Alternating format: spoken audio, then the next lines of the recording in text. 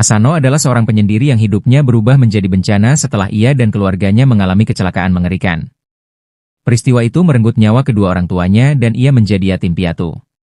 Sejak saat itu, Asano menjadi pribadi tertutup yang menolak berbicara dengan siapapun, kecuali sahabat masa kecilnya, Musumi. Suatu hari, ia mengetahui kebenaran tentang keluarga Musumi, yaitu sebuah fakta yang mengubah hidupnya sepenuhnya. Tanpa disadari, ia terseret ke dalam dunia mata-mata dan para pembunuh bayaran. Tak lama, Asano juga menemukan bahwa kematian keluarganya bukanlah kecelakaan, melainkan pembunuhan yang telah direncanakan sebelumnya. Sejak saat itu, ia bertekad untuk berlatih dan menjadi mata-mata terkuat di dunia demi membalas dendam kepada para pembunuh orang tuanya.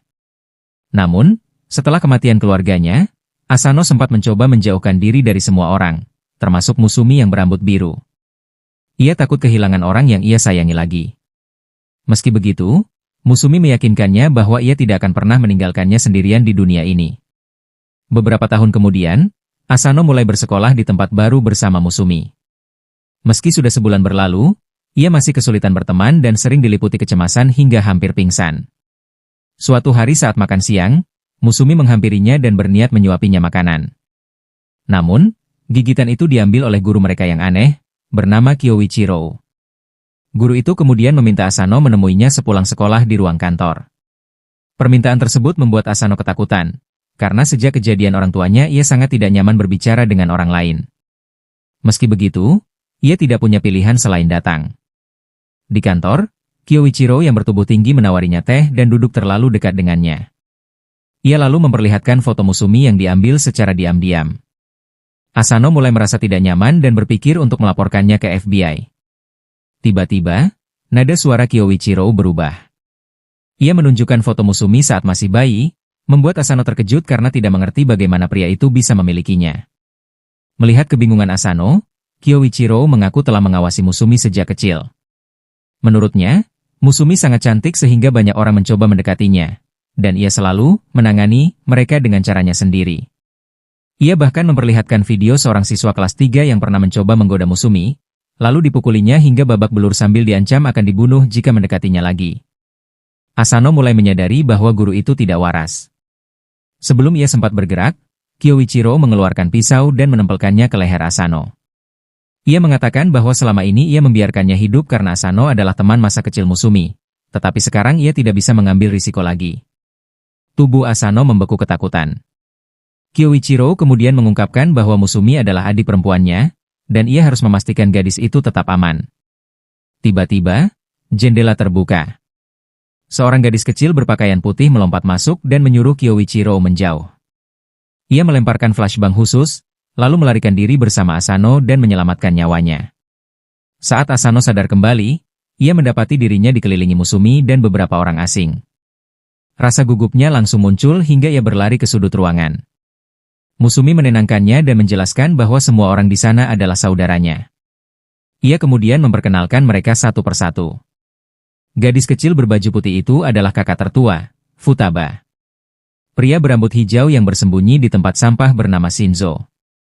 Peretas berambut merah muda adalah Shion. Pria pirang yang gemar cross-dressing bernama Kengo. Sementara pria bertubuh besar berkepala botak adalah adik laki-lakinya, Nanao.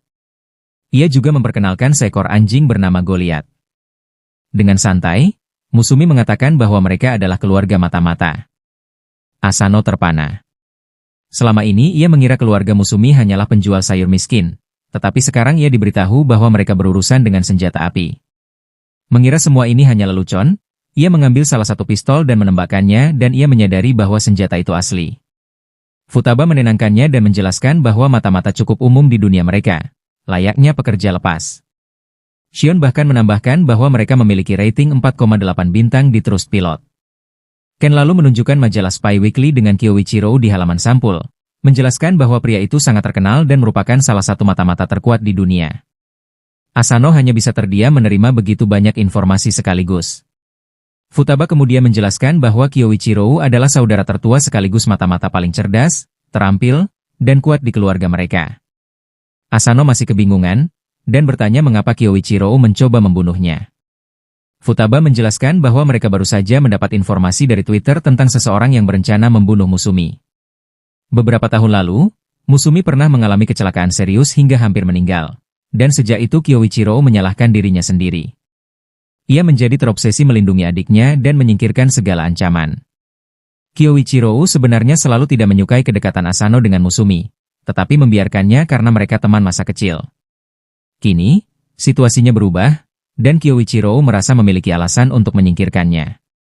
Belum sempat Asano mencerna semua itu, alarm rumah berbunyi keras.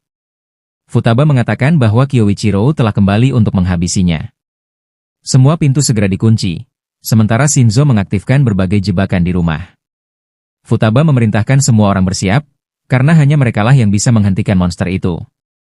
Asano mulai merasa sedikit berharap, tetapi Futaba menjelaskan bahwa bahkan dalam pertarungan 5 lawan 1, mereka hanya menang sekitar 30% dari waktu. Biasanya, seseorang harus menjalani pemulihan selama 6 bulan atau rumah mereka hancur terbakar. Tiba-tiba, Futaba mendekati Asano dan mengatakan cara agar ia selamat adalah menikahi Musumi. Ia menjelaskan bahwa keluarga Yozakura memiliki aturan mutlak bahwa mereka tidak boleh membunuh anggota keluarga sendiri. Jika Asano menikahi Musumi dengan bertukar cincin, maka bahkan Kyoichiro tidak akan bisa menyentuhnya.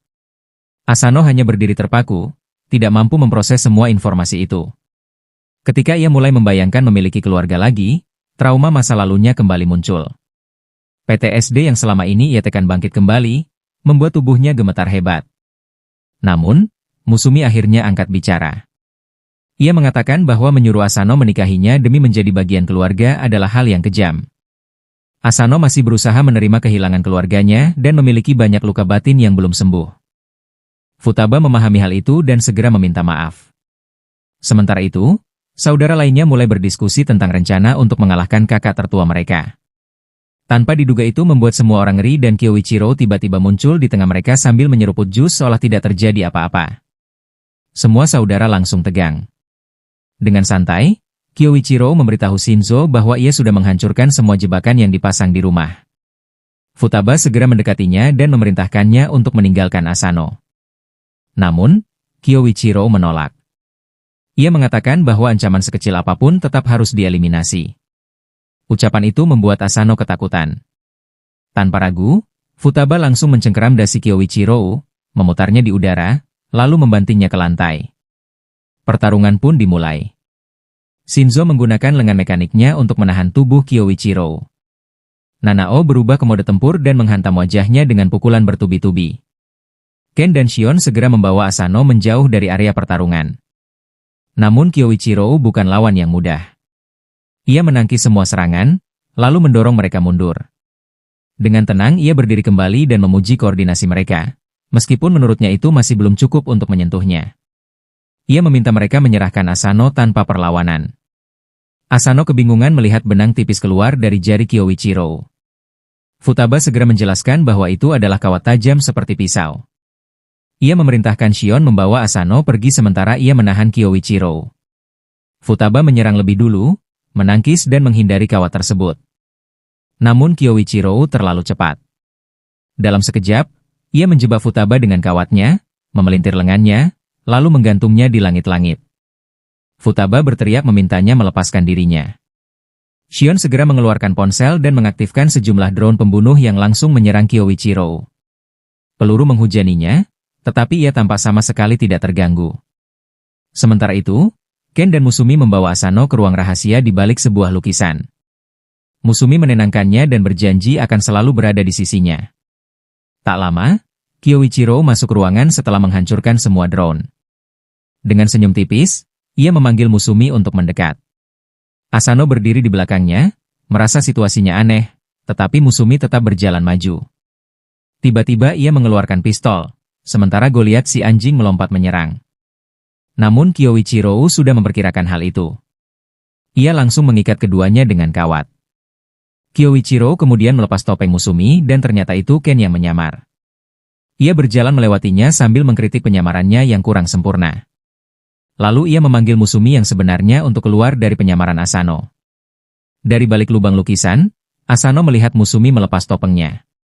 Ia memohon agar Kyoichiro meninggalkan Asano karena ia tidak ada hubungannya dengan masalah keluarga mereka. Di luar dugaan, Kyoichiro setuju. Tetapi dengan syarat. Musumi harus tetap berada di bawah perlindungan rumah. Ia tidak boleh menggunakan ponsel, internet, memiliki teman, ataupun pacar. Ia harus hidup sepenuhnya di bawah pengawasannya. Musumi terkejut.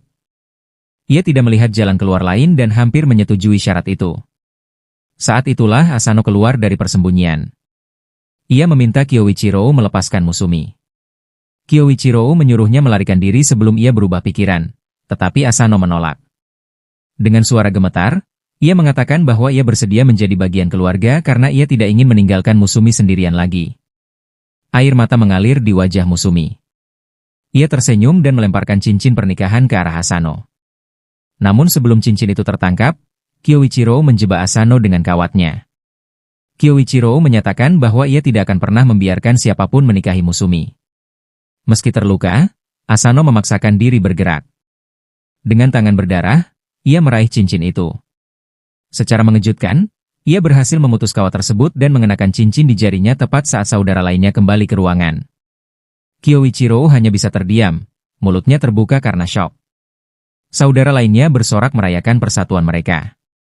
Futaba kemudian menghampiri Kyoichiro dan mengingatkannya bahwa kini Asano adalah anggota keluarga Yozakura.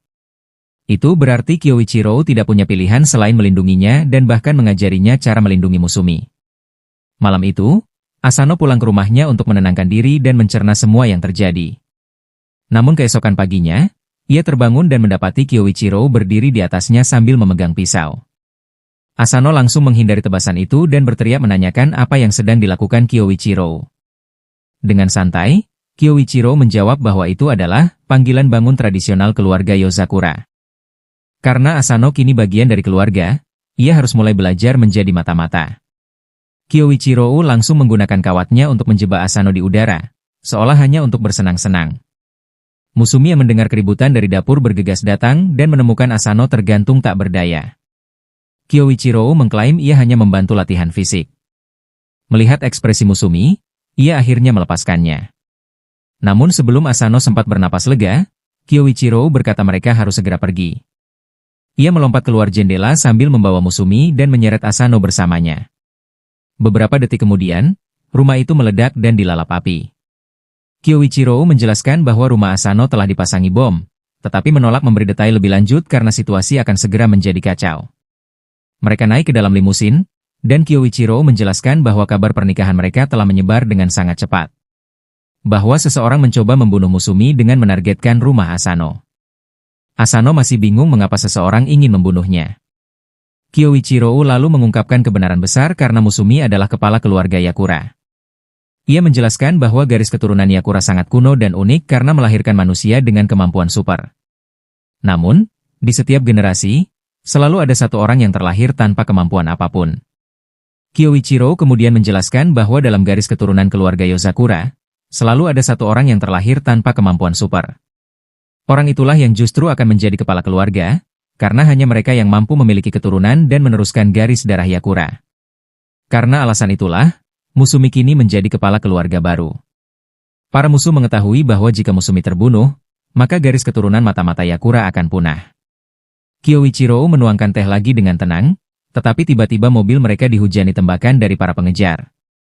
Asano panik dan langsung menunduk, namun Kyoichiro menenangkannya. Ia mengatakan bahwa mobil itu anti peluru, dan anjing mereka, Goliath, adalah pengemudi yang sangat ahli. Asano hampir tidak percaya dengan apa yang didengarnya. Para musuh di belakang mereka kemudian menembakkan roket peluncur. Ledakan itu membuat teh Kyoichiro tumpah, dan hal tersebut justru membuatnya kesal. Dengan ekspresi datar, ia naik ke atas limusin untuk menghadapi para penyerang secara langsung. Peluru ditembakkan ke arahnya, tetapi Kyoichiro dengan mudah menangkis semuanya. Sebuah RPG ditembakkan kepadanya, namun ia tetap tenang. Dengan kawat tajamnya, ia memotong roket tersebut hingga meledak di udara dan menghantam para penyerang sendiri. Sebelum mereka sempat pulih, Kyoichiro kembali menggunakan kawatnya. Kali ini memotong seluruh kendaraan musuh sekaligus, menyebabkan ledakan besar di jalan. Ia kemudian kembali masuk ke mobil seolah tidak terjadi apa-apa.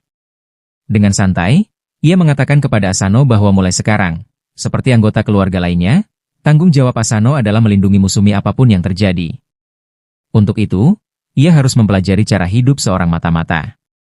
Kyoichiro meletakkan sebuah pistol di depan Asano. Berkata itu misi pertamamu dan lindungi Musumi sepanjang hari ini. Asano menanggapinya dengan sangat serius. Di sekolah, ia memeriksa setiap meja kelas untuk memastikan tidak ada benda berbahaya.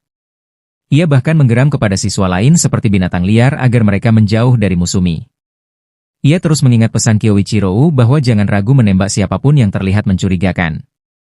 Tak lama, Kyoichiro mengirimkan ponsel berisi informasi tentang seorang pengebom yang aktif di media sosial. Pria itu adalah ahli bom dan diduga bertanggung jawab atas ledakan rumah Asano. Meski sangat berbahaya, ia memiliki satu kelemahan yaitu kecanduan media sosial dan kebiasaan memposting semua aksinya. Kyoichiro memperingatkan Asano untuk tetap waspada. Pengebom itu dikenal kejam dan suka mempermainkan targetnya sebelum membunuh mereka. Menurut unggahan terbaru, 2 bom telah dipasang untuk membunuh Musumi. Tugas Asano adalah menemukan dan menetralkannya. Kyoichiro bahkan mengancam bahwa jika Musumi terluka sedikit saja, Asano akan membayarnya dengan nyawanya. Sepanjang hari, Asano terus mengawasi keadaan dan tidak pernah melepaskan pandangannya dari Musumi.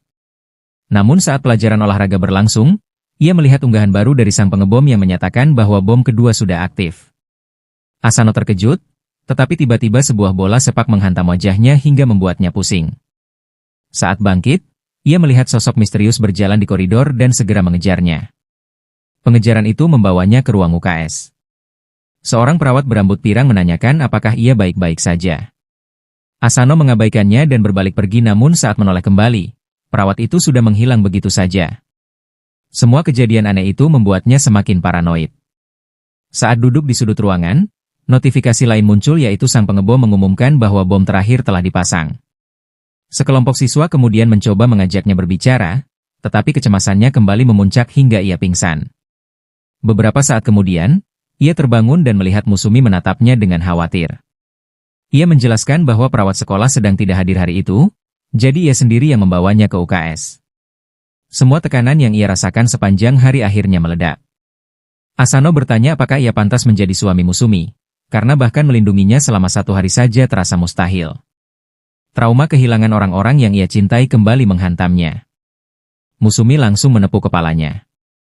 Ia mengatakan bahwa ia lebih memilih hidup singkat bersama Asano daripada hidup selamanya tanpa dirinya. Kata-kata itu membuat Asano sedikit tenang. Namun saat ia mengangkat kepala, ia terkejut melihat bom di langit-langit yang sedang menghitung mundur. Ia langsung bergerak. Ketika bom meledak, Asano menarik sofa untuk melindungi dirinya dan Musumi. Setelah debu menghilang, mereka keluar dengan selamat dari bawah reruntuhan. Asano kemudian menyadari sesuatu bahwa pengebom itu bukan melacak Musumi, melainkan dirinya. Musuh itu tahu Asano akan selalu berada di dekat Musumi.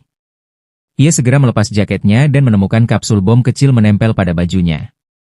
Ia sadar bahwa dirinya telah dijadikan bom berjalan untuk membunuh Musumi. Tanpa ragu, Asano mencari jalan keluar dan melompat keluar jendela, siap mengorbankan nyawanya demi menyelamatkan Musumi. Namun bom itu tidak meledak. Ia juga tidak jatuh bebas, karena Kyoichiro muncul tepat waktu dan menangkapnya menggunakan kawatnya. Kyoichiro mengatakan bahwa urusannya yang lain sudah selesai, jadi ia datang untuk memeriksa mereka. Ia juga telah menonaktifkan bom tersebut. Kyoichiro menarik Asano kembali dan mengatakan bahwa ia tidak akan membiarkan siapapun dalam keluarganya mati. Ia bahkan memuji keberanian Asano yang rela mengorbankan diri demi Musumi. Kemudian, pintu terbuka. Ken dan Nanao masuk, diikuti Shinzo yang membawa sang pengebom dalam keadaan tertangkap. Mereka melemparkannya di depan Kyoichiro. Dengan santai, Kyoichiro mengikat pria itu bersama bom miliknya sendiri, lalu melemparkannya tinggi ke udara. Ia mengaktifkan kembali bom tersebut, yang kemudian meledak besar di langit. Disaksikan keluarga itu seperti menikmati pertunjukan kembang api. Malam itu, Asano akhirnya mulai menyadari bahwa akibat ledakan sebelumnya, Asano kini tidak lagi memiliki rumah. Musumi membantunya membereskan barangnya dan membawanya kembali ke kediaman keluarga Yozakura. Namun, saat mereka tiba di depan pintu, Kyoichiro sudah berdiri menunggu dengan ekspresi mengancam, seolah siap membunuh Asano hanya karena membayangkan ia tidur satu rumah dengan Musumi. Dengan gugup, Asano segera berjanji bahwa ia akan tidur sendirian dan menjaga jarak sejauh mungkin dari Musumi. Barulah Kyoichiro membiarkannya masuk. Keesokan paginya, Asano terbangun dari mimpi buruk. Dalam mimpinya, Musumi diculik sementara ia tidak mampu melakukan apapun untuk menolongnya. Ia bangun dengan tubuh penuh keringat dan napas terengah-engah, sebelum menyadari bahwa semuanya hanyalah mimpi. Saat hendak turun dari tempat tidur, ia tanpa sengaja menginjak ekor anjing penjaga dan langsung digigit di lengan. Untungnya, Musumi segera datang dan merawat lukanya dengan lembut. Ia menjelaskan bahwa anjing itu sengaja ditempatkan sebagai penjaga agar Kyoichiro tidak melakukan hal aneh kepada Asano. Hal itu justru membuat Asano sadar betapa lemahnya dirinya.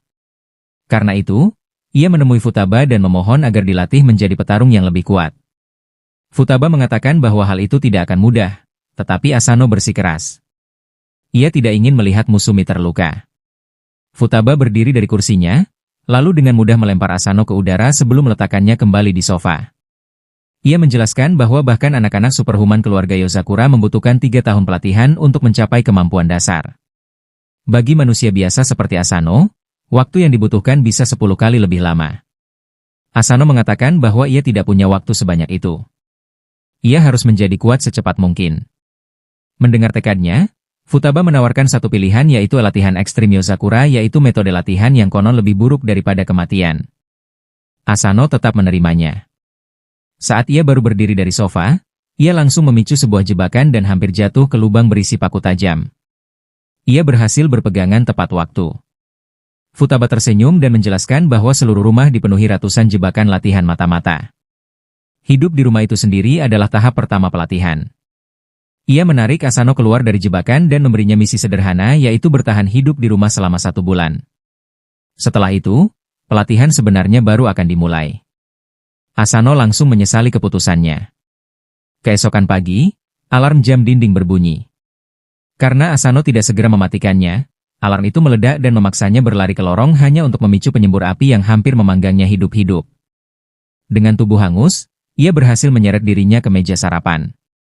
Musumi khawatir melihat kondisinya, tetapi Shion menjelaskan bahwa jika Asano berhasil menonaktifkan semua jebakan, sistem komputer keluarga akan mendaftarkannya sebagai anggota resmi sehingga jebakan tidak lagi aktif untuknya. Biasanya, manusia normal membutuhkan 2 tahun untuk melakukannya. Asano sadar ia tidak punya waktu selama itu. Tiba-tiba ia merasa mual. Nanao menjelaskan bahwa semua makanan kecuali milik Musumi telah dicampur racun dosis kecil untuk membangun kekebalan tubuh. Asano langsung berlari menuju toilet, tetapi pintunya terkunci dengan kode harian. Shion menjelaskan bahwa ia harus memecahkan kode terlebih dahulu untuk masuk. Asano berteriak kesakitan hingga akhirnya Futaba menyuruh Shinzo membantunya sebelum karpet rumah menjadi korban. Sejak saat itu, kehidupan neraka Asano dimulai. Setiap pagi alarm berbunyi. Semua anggota keluarga lain dapat menjinakkannya dengan mudah, sementara alarm milik Asano selalu berakhir meledak. Kulkas dipenuhi laser keamanan yang harus dilewati dengan teknik khusus. Karena tidak memiliki kemampuan apapun, Asano terus memicu jebakan dan ditembaki senjata otomatis tersembunyi. Ia juga dilatih menembak menggunakan pistol kaliber besar untuk menyalakan televisi. Karena belum terbiasa dengan recoil senjata, ia terus terluka. Bahkan setelah berhasil masuk toilet, pancuran kamar mandi Yozakura berubah menjadi latihan penyiksaan air yang ekstrim. Saat berangkat sekolah, ia berharap bisa beristirahat. Namun keluarga Yozakura memaksanya memakai rompi latihan seberat 100 kg, membuatnya hampir tenggelam di kursi kelas. Malam harinya, Asano berjalan sempoyongan di lorong rumah dan menemukan Musumi tertidur di meja kerjanya, kelelahan oleh tumpukan pekerjaan sebagai kepala keluarga. Ia menyelimutinya dengan lembut dan memutuskan untuk terus berusaha demi dirinya. Ia lalu keluar untuk berlatih menembak lagi, menyadari bahwa bahkan balita mungkin menembak lebih baik darinya. Musumi memanggilnya, dan mereka minum teh bersama. Musumi kemudian mengenang masa lalu yaitu saat kecelakaan membuatnya terluka parah dan rambutnya berubah putih akibat stres. Para perundung mengira ia hanya mencari perhatian dan mencoba memotong rambutnya di gudang sekolah. Saat itu, Asano datang tepat waktu dan, tanpa alasan jelas, memotong rambutnya sendiri dengan gunting. Tindakan aneh itu membuat para perundung ketakutan dan melarikan diri. Sejak saat itu, Musumi mulai menyukai Asano. Beberapa hari berlalu. Perlahan, Asano mulai terbiasa dengan pelatihan. Ia berhasil menghentikan alarm sebelum meledak, melewati laser tanpa cedera, dan bahkan menyalakan televisi dengan satu tembakan meski masih belum bisa mengganti saluran.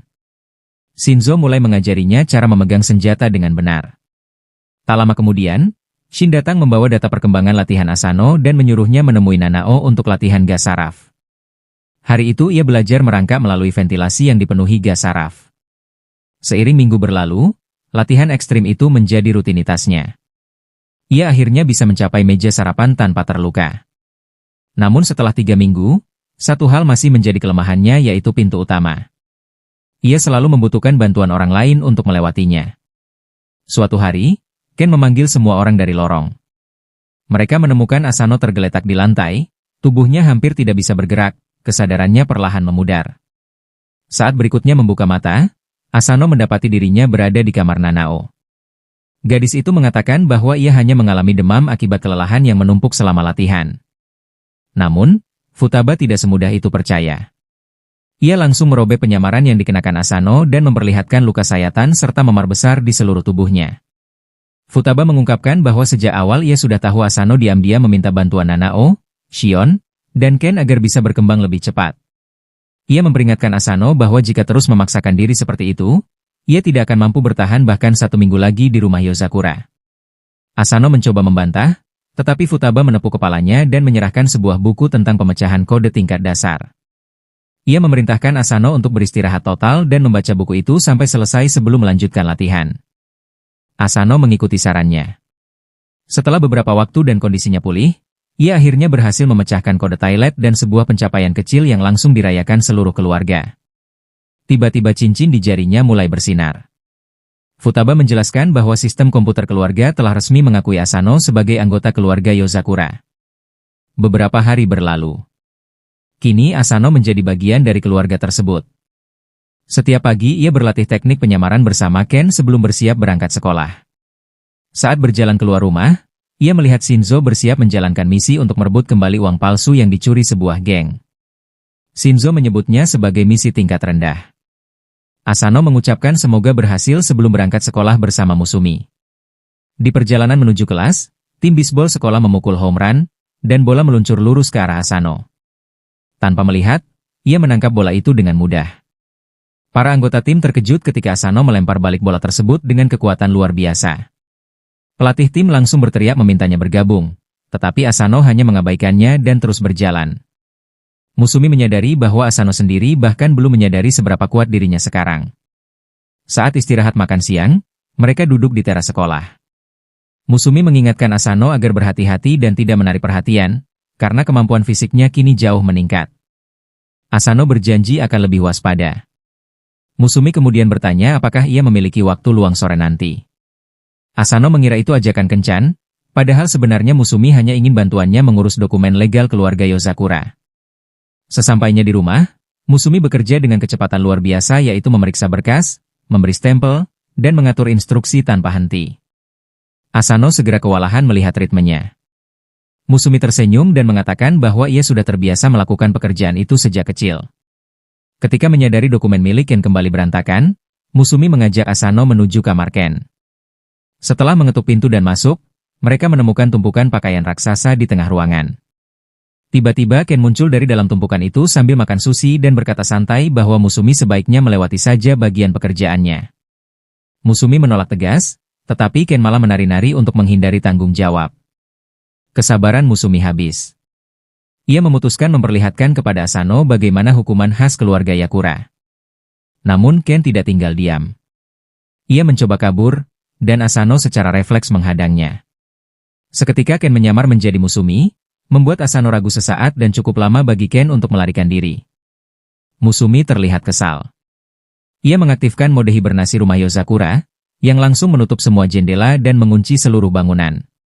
Sementara itu, di lokasi lain, Shinzo menyusup ke fasilitas pencetakan uang palsu. Ia merangkak melalui ventilasi udara dan menemukan tumpukan uang palsu yang dijaga ketat. Setelah melumpuhkan para penjaga, ia membuka brankas utama dan mengambil cetakan inti yang langsung memicu alarm. Di rumah Yozakura, Musumi dan Asano mulai mencari Ken dari satu ruangan ke ruangan lain, yaitu kamar Shinzo, laboratorium Nanao, gudang senjata, ruang anjing yang dipenuhi emas, hingga kamar Kyoichiro yang seperti biasa yaitu dipenuhi foto Musumi.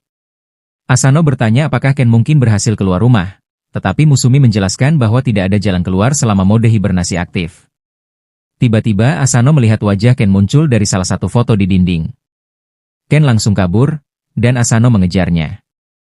Setelah berbelok di koridor, terdengar suara benturan keras. Musumi berlari menyusul dan menemukan Asano terkena lemparan bingkai foto. Asano menunjuk sebuah lubang rahasia, mengatakan bahwa Ken melarikan diri ke arah sana. Musumi frustrasi karena bahkan ia tidak tahu jalur rahasia itu ada. Menyadari mode hibernasi tidak lagi berguna, Musumi menonaktifkannya. Mereka lalu menuju kamar Ken untuk mencari dokumen yang dibutuhkan. Saat Asano masuk, Musumi tiba-tiba memborgol tangannya. Ia mengungkapkan bahwa sejak awal ia tahu, Asano, itu sebenarnya Ken yang menyamar. Alasannya sederhana bahwa biasanya Asano selalu membuka pintu untuknya, tetapi kali ini Ken berjalan lebih dulu. Ken akhirnya melepas topengnya sambil tertawa. Setelah menemukan dokumen yang diperlukan, mereka duduk makan malam lebih awal sambil menikmati kari buatan Musumi. Saat mereka makan, telepon tiba-tiba berdering. Ken mengangkatnya, dan ekspresinya langsung berubah. Penelepon itu ternyata Shinzo yang terdengar panik dan berteriak meminta bantuan. Musumi segera mendekat dan mengubah panggilan itu menjadi video call, sementara Shinzo di layar mulai menjelaskan situasi darurat yang sedang terjadi. Shinzo menjelaskan bahwa ia sedang baku tembak dengan musuh, tetapi kehabisan amunisi dan senjata. Musumi mengatakan bahwa Shinzo memang ahli senjata, tetapi tanpa senjata ia hanyalah pengecut besar yang mudah panik. Untuk mengatasinya, Musumi mengirim Asano ke lokasi dengan kotak bekal dan sebuah granat untuk menyusup dan mengantarkan perlengkapan kepada Shinzo. Asano menyusup dengan hati-hati, tetapi seorang penjaga menemukannya dan menodongkan pistol ke kepalanya. Ia sempat membeku karena takut, namun teringat teknik serangan balik yang diajarkan Shinzo. Asano membenturkan kepala ke belakang, merebut lengan lawan, lalu menjatuhkannya dengan pukulan ke dagu. Penjaga lain datang. Asano tetap tenang dan menggunakan seluruh hasil latihannya dan memukul musuh pertama, menahan serangan pisau dengan rompi anti tusuk, lalu melumpuhkan sisanya. Ia kemudian menggunakan pistol pemberian Shinzo untuk menonaktifkan ponsel penjaga lain sebelum menjatuhkannya. Akhirnya ia menemukan Shinzo. Shinzo langsung memeluk senjatanya seperti anjing kesayangan. Namun saat penjaga datang, sikapnya berubah total. Ia bergerak cepat, menembak musuh sebelum mereka sempat bereaksi. Mereka kabur sambil bertempur. Shinzo bahkan menggunakan musuh sebagai tameng manusia dan meledakkan granat untuk menghentikan pengejaran. Saat hampir keluar fasilitas, Asano tertembak di kaki dan jatuh bersimbah darah. Penyerang mengancam akan membunuhnya jika Shinzo tidak menyerah. Shinzo menjatuhkan senjatanya, tetapi Asano bertindak cepat dengan melempar garpu. Shinzo menangkapnya dan melemparkannya kembali untuk menyumbat lara senjata musuh. Kesempatan itu cukup bagi Shinzo mengambil kembali senjatanya dan menembak lawan hingga tewas. Malam itu, Shinzo menggendong Asano pulang. Asano meminta maaf karena merepotkannya, tetapi Shinzo mengatakan bahwa melindungi adik adalah tanggung jawab kakak. Beberapa hari kemudian, saat pulang sendirian, Asano dihentikan pria berpakaian seperti gelandangan yang ternyata polisi. Ia membawa Asano ke ruang interogasi dan menunjukkan rekaman aktivitas ilegalnya yang bocor di dark web. Pria itu menuntut Asano mengungkap organisasi tempatnya bernaung. Asano menolak. Polisi itu mencoba memaksanya meminum obat, tetapi Asano sudah bersiap dan menyembunyikannya di dalam balon di mulutnya. Interogasi berubah brutal. Polisi itu bahkan mencoba menyerangnya dengan palu. Saat situasi memanas, seorang pria bernama Kyoichiro muncul dengan tenang sambil minum teh. Ia menjelaskan bahwa semua ini hanyalah ujian. Karena Asano tidak mengkhianati keluarganya meski diancam penyiksaan, ia dinyatakan lulus. Keesokan paginya, Asano datang ke sekolah dalam kondisi sangat lelah. Kyoichiro yang ternyata guru mereka, langsung melempar kapur seperti petir ketika Asano hampir tertidur. Ia kemudian mengajar seolah tidak terjadi apa-apa, sambil berkomunikasi dengan kode Morse bahwa seorang mata-mata harus mampu mengendalikan tidurnya dan tetap setengah sadar seperti hewan liar. Asano mencoba bertahan tanpa tidur, tetapi sang guru mengeluarkan bola kecil berisi gas tidur dan meledakkannya. Seluruh kelas langsung tertidur, kecuali Musumi yang selalu membawa masker gas. Dengan khawatir, Musumi menoleh ke arah Asano yang hanya untuk menemukan bahwa ia sudah tertidur pulas. Saat guru itu melempar kapur ke arahnya, Asano mengubah posisinya dan menembakkan stun gun miliknya, menghancurkan kapur tersebut di udara. Musumi terkejut melihat Asano masih bisa tetap terjaga. Namun ternyata, Asano sudah memasuki kondisi setengah sadar. Guru itu meningkatkan tempo latihan dan mulai melempar kapur secepat peluru. Dalam keadaan hampir tertidur, Asano tetap mampu menghindar dan menembak jatuh setiap kapur satu persatu. Hari itu ia belajar bagaimana mempertahankan kondisi setengah terjaga. Namun kemampuan itu justru menimbulkan masalah baru. Asano mulai berjalan sambil tidur setiap malam, dan membuat Shinzo ketakutan. Beberapa hari kemudian, Asano menerima panggilan dari polisi gelandangan itu. Ia menyuruh Asano segera datang ke taman hiburan karena ada dua pasangan yang berjalan sambil membawa senjata. Asano segera menuju taman hiburan dan duduk di kursi kosong sambil mengamati sekitar, mencoba menebak pasangan mana yang mencurigakan. Tiba-tiba Musumi datang membawa minuman dingin, mengatakan bahwa mereka akan terlihat lebih alami jika bersama. Mereka mulai mencurigai tiga pasangan dan memutuskan mengikuti satu persatu. Pasangan pertama membuat Asano terpaksa naik roller coaster. Karena ketakutan, ia langsung pingsan. Setelah turun, mereka menyadari pasangan itu hanya pasangan pemalu biasa dan tidak mencurigakan. Mereka lalu mengikuti pasangan kedua, keluarga Sam Switch, yang tampak sangat saling mencintai dan tidak menunjukkan tanda berbahaya. Akhirnya mereka mengikuti pasangan ketiga yang mengenakan pakaian hitam lengkap. Mereka masuk ke sebuah restoran, sementara Musumi pergi membeli minuman. Asano kemudian menyadari pasangan itu sebenarnya hanya ingin saling melamar pernikahan. Saat ia mulai berpikir target sebenarnya telah kabur, tiba-tiba terdengar pertengkaran dari pasangan lain yang sebelumnya terlihat sangat romantis. Ternyata hubungan mereka sangat beracun. Mereka mengeluarkan senjata dan mulai saling menembak. Pengunjung panik dan berlari keluar. Musumi ikut terdorong keluar bersama kerumunan. Asano segera bersembunyi di bawah meja bersama seorang anak kecil dan menyuruhnya tetap diam. Akhirnya, Asano memutuskan bertindak.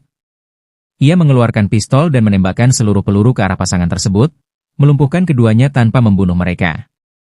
Polisi segera datang dan menangkap para pelaku. Polisi gelandangan itu berterima kasih kepada Asano karena telah menyelamatkan banyak nyawa hari itu.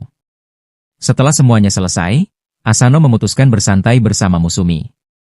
Mereka menaiki biang lala di taman yang sudah sepi. Asano memberikan mawar untuknya meski kini mawar itu berlubang peluru akibat baku tembak tadi. Musumi tetap menyukainya dan tersipu, berharap momen itu tidak pernah berakhir.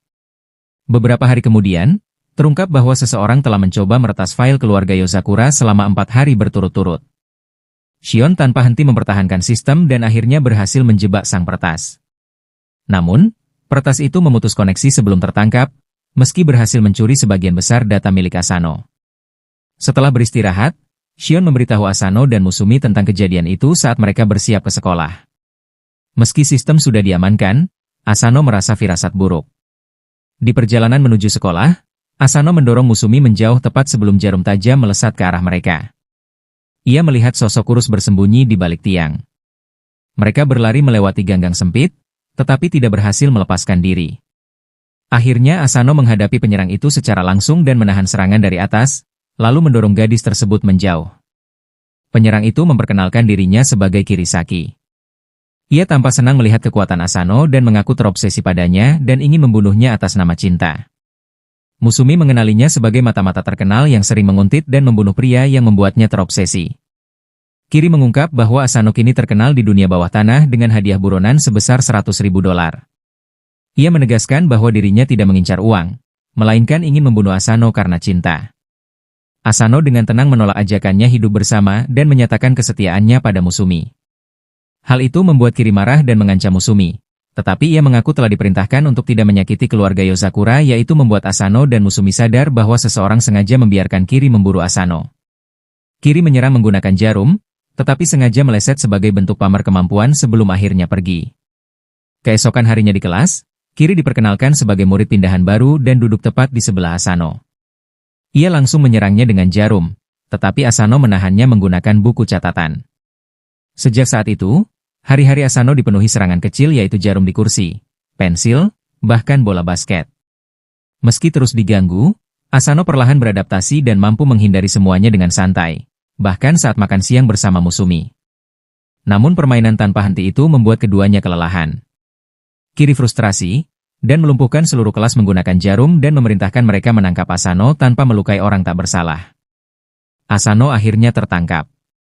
Saat Kiri hendak membunuhnya, Musumi muncul. Tiba-tiba penyerang lain datang dan menembaki Kiri. Musumi menyelamatkannya, tetapi terkena goresan peluru. Melihat itu, Asano marah dan segera mengalahkan penyerang tersebut sebelum berlari memeriksa kondisi Musumi. Kiri kebingungan melihat Musumi justru menyelamatkannya. Ia merasa tersentuh sekaligus bingung, lalu menjadi semakin terikat pada Musumi bahkan bersumpah akan membunuh Asano agar bisa memiliki Musumi untuk dirinya sendiri. Musumi kemudian menyuruh Asano menganggap Kiri seperti adik perempuan saja. Beberapa hari kemudian, Shion mengundang Asano ke kamarnya untuk bermain game sebagai bagian dari latihan. Musumi memperingatkan bahwa sesi bermain Shion terkenal sangat ekstrim. Saat bermain, mereka ternyata menghentikan pembajakan kereta sungguhan. Asano pun sadar bahwa Shion mengubah misi nyata menjadi simulasi permainan. Tekanan meningkat ketika mereka menghadapi ancaman teroris yang melibatkan helikopter dan drone. Awalnya Asano kesulitan, tetapi akhirnya ia menemukan celah dalam sistem permainan dan menggunakannya setelah berhasil mengalahkan sang bos dan menghancurkan para drone dengan bantuan Kiri. Hari itu pun berhasil diselamatkan. Namun, Shion yang kesal karena Asano menggunakan kekuatan glitch memaksanya bermain bersamanya selama 2 malam penuh tanpa henti. Akibatnya, Asano kelelahan dan hanya bisa bertanya tentang misi berikutnya sebelum akhirnya tertidur lelap. Beberapa hari berlalu. Suatu pagi, saat Asano sedang menjalani latihan berat dengan beban seberat 500 kilo di punggungnya, ia menerima panggilan dari Nanao yang meminta bantuan. Nanao menjelaskan bahwa ia sedang menjalankan misi rahasia di sebuah laboratorium jahat tempat para ilmuwan menciptakan senjata biologis. Mereka berhasil membuat pil yang dapat membunuh semua makhluk hidup dalam radius 10 km jika meledak. Dengan santai, Nanao mengatakan bahwa ia telah membuat para pekerja laboratorium tertidur menggunakan bahan kimianya. Namun, ia tidak ingin mengambil risiko membawa senjata biologis itu keluar, sehingga ia menelannya sendiri, percaya tubuhnya mampu menetralisir racun tersebut. Efek sampingnya membuat Nanao sangat mengantuk dan bertingkah seperti orang mabuk. Ia meminta Asano datang menjemputnya sebelum para ilmuwan terbangun. Asano segera berpakaian dan menuju lokasi laboratorium. Setibanya di sana, ia menemukan area itu sangat sunyi, dipenuhi penjaga yang tak sadarkan diri. Ia menduga semua ini ulah Nanao. Tiba-tiba, ia mendengar seorang penjaga bergerak. Sebelum Asano sempat bertindak, sebuah rantai berbobot menghantam penjaga itu hingga pingsan. 2 pria muda muncul, mengenali Asano dan memperkenalkan diri sebagai Sui dan Ouga dari unit intelijen pemerintah. Sui menjelaskan bahwa mereka dikirim untuk menetralisir laboratorium tersebut. Dengan pendengarannya yang tajam, Ouga merasakan masih ada musuh di sekitar. Sui awalnya ingin berpisah, tetapi Ouga bersikeras membentuk aliansi sementara. Mereka pun bergerak bersama menembus para penjaga. Di dalam laboratorium, Asano menemukan Nanao dalam keadaan tidak sadarkan diri. Saat ia memeriksa kondisinya, sebuah rantai melesat ke arah Nanao. Asano menangkisnya dengan pisau, tetapi lengannya terluka. Sui kemudian mengungkapkan bahwa mereka tahu Nanao menelan senjata biologis itu dan menganggapnya sebagai ancaman. Asano berdiri melindungi Nanao dan menolak membiarkan mereka melukainya. Menggunakan teknik Thunder Breathing, Sui bergerak cepat dan menebas senjata serta tubuh Asano, membuatnya terluka parah dan kehilangan banyak darah. Ouga terlihat tidak nyaman, tetapi Sui tetap fokus pada misinya dan hendak menghabisi Nanao. Saat itu, Nanao terbangun dan menjelaskan bahwa racun tersebut sudah berhasil dinetralisir. Ia bahkan menawarkan tes untuk membuktikannya. Setelah memeriksa alat uji, Sui memastikan racun itu memang sudah tidak berbahaya. Misi mereka selesai. Sui meninggalkan obat untuk luka Asano sebelum pergi. Nanao mencoba menjaga Asano tetap sadar, tetapi Asano akhirnya pingsan karena luka-lukanya. Beberapa hari kemudian, Asano terbangun dalam keadaan hidup namun langsung menerima hukuman dari Kyoichiro. Ia digantung dengan lilin dan disumpal karena sebuah artikel berita menyatakan keluarga Yozakura dikalahkan oleh mata-mata pemerintah. Berita buruk itu juga membuat Kyoichiro menerima ulasan buruk di internet. Mutsumi dan Nanao akhirnya menolong Asano. Ia merasa bersalah karena telah mengecewakan keluarganya. Kyoichiro pun menyuruhnya menebus kesalahan dengan mengalahkan para mata-mata dan mencuri informasi mereka. Keesokan harinya, Asano mulai membuntuti Sui. Namun, Sui dengan mudah menyadari keberadaannya dan mempermalukannya hingga Asano ditangkap polisi karena dianggap melakukan eksibisionisme di tempat umum. Hal itu terjadi berulang kali hingga Asano frustrasi. Akhirnya, setelah berhasil mengikuti Sui selama 1 hari penuh, Sui memuji kegigihannya lalu langsung menyerang. Kali ini, Asano sudah mengantisipasi gerakan pertama Sui. Ia menangkap tangan Sui dan melemparkannya ke udara. Sui mendarat dengan tenang dan mengakui perkembangan Asano. Ouga kemudian merawat luka Asano, membuatnya bangga karena berhasil melewati tantangan tersebut. Sayangnya, koran mata-mata justru memberitakan penampakan Asano tanpa pakaian dan melabelinya sebagai orang mesum dan masalah baru yang sama sekali tidak tahu cara ia hadapi. Mutsumi hanya tersenyum dan berkata bahwa ia akan tetap menyukainya apapun yang terjadi. Beberapa hari kemudian, Mutsumi meminta bantuan Asano untuk suatu urusan.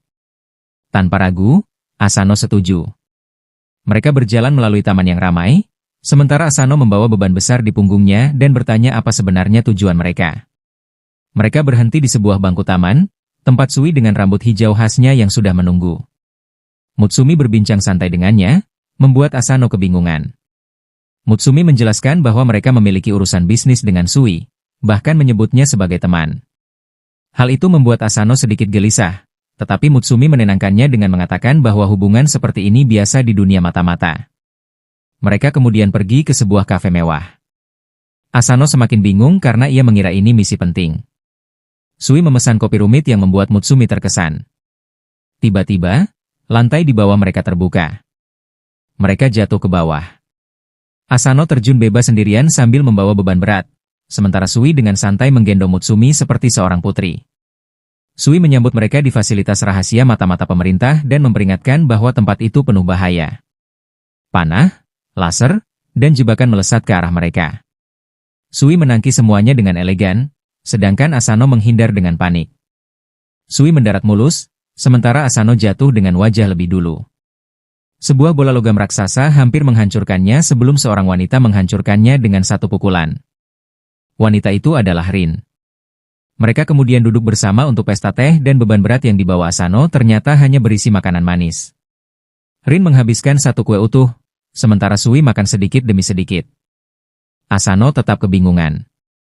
Rin mengkritik kemampuan Asano melindungi Mutsumi. Sui bahkan menyebutnya sampah, tetapi Mutsumi membela Asano dan memuji tekadnya.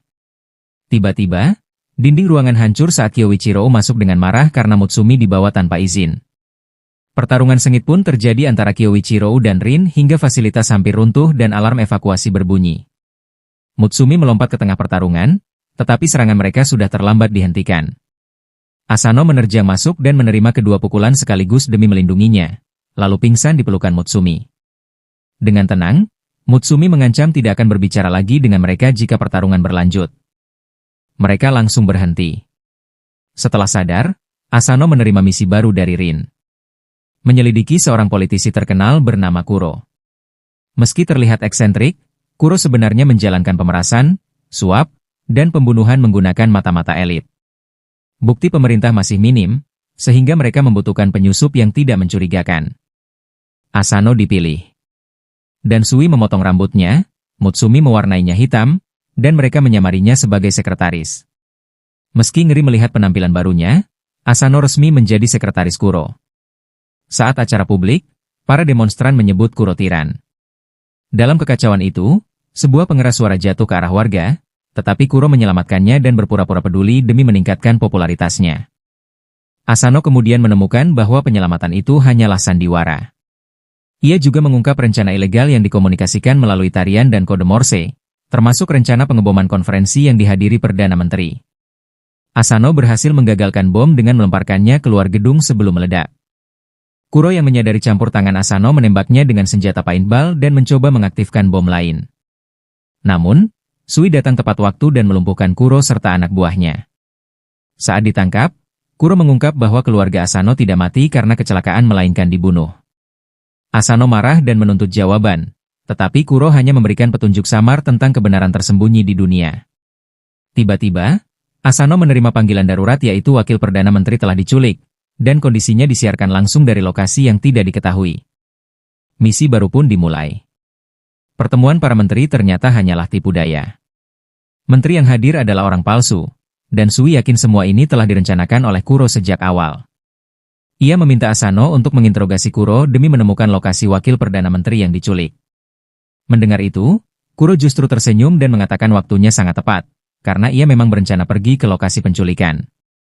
Tiba-tiba, borgolnya terlepas. Ia menjatuhkan bom berbentuk anting yang langsung meledakkan mobil van tempat mereka berada. Sementara itu, di markas keluarga, eksperimen Nanao mengalami kegagalan dan menyebabkan ledakan besar di sebuah menshan. Mutsumi bergegas masuk mengenakan masker gas dan menemukan Nanao dengan otot yang tumbuh tak terkendali akibat eksperimennya. Meski dalam kondisi kacau, Nanao tetap melanjutkan pekerjaannya. Ia khawatir pada kondisi Asano dan berusaha menciptakan ramuan penyembuh yang sangat kuat. Mutsumi juga merasa cemas, tetapi ia mencoba menenangkan diri dengan menyiapkan pesta makanan untuk menyambut kepulangan Asano, percaya bahwa makanan lezat bisa memulihkan semangatnya. Nanao memberitahu bahwa Kengo sedang membuat wajah sintetis yang bisa dicuci mesin untuk Asano, jika nantinya wajahnya sampai tidak bisa dikenali. Shion sibuk meretas komputer para pembenci mereka untuk mencegah masalah jika sesuatu terjadi pada Asano. Shinzo yang terlalu khawatir bahkan bersembunyi di dalam tong sampah sambil minum teh bersama Futaba, yang tetap yakin pada kemampuan Asano. Meski semua mencoba bersikap tenang, Mutsumi tetap diliputi kecemasan terhadap suaminya. Kembali ke lokasi ledakan, Asano berhasil menyelamatkan sopir dari kobaran api. Secara fisik ia tidak terluka, tetapi kata-kata Kuro terus menghantuinya. Sui meneleponnya, dan Asano memastikan bahwa dirinya baik-baik saja serta sopir berhasil diselamatkan, meski Kuro berhasil melarikan diri. Sui kemudian mengungkapkan bahwa Kuro adalah mantan mata-mata legendaris yang dinyatakan tewas 6 tahun lalu sebelum muncul kembali sebagai politisi. Mereka sebenarnya sudah memperkirakan pelariannya dan diam-diam memasang pelacak GPS pada Kuro. Sui menyuruh Asano pulang karena misinya telah selesai. Namun situasi berubah ketika Kuro menyiarkan langsung pertemuannya dengan wakil Perdana Menteri yang diculik. Siaran itu menimbulkan kepanikan publik. Sang menteri tampak kecewa dan tidak memahami motif Kuro.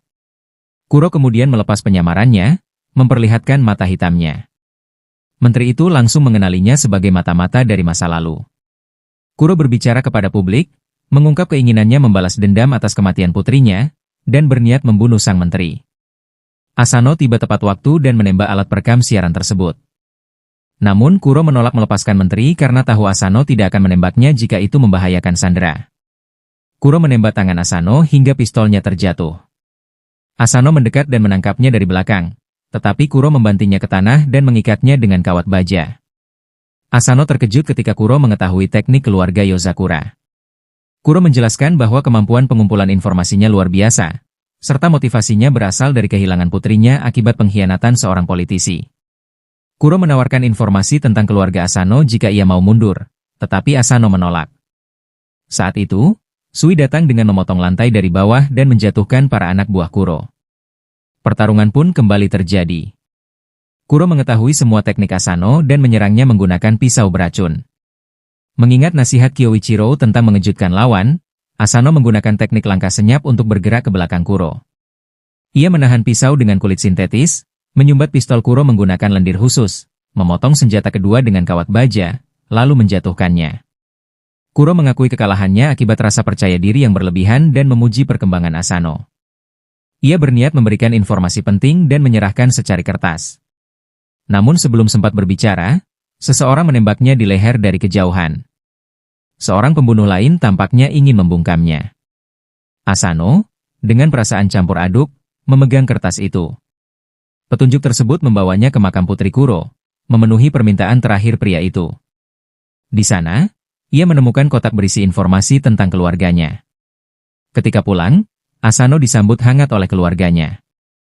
Mutsumi memeluknya erat, dan semua orang memuji usahanya. Meski masih dipenuhi pertanyaan, Asano merasakan kebahagiaan bersama keluarga barunya dan mencoba menikmati momen tersebut. Beberapa hari kemudian, Rin memanggil Asano ke markas Mutsumi.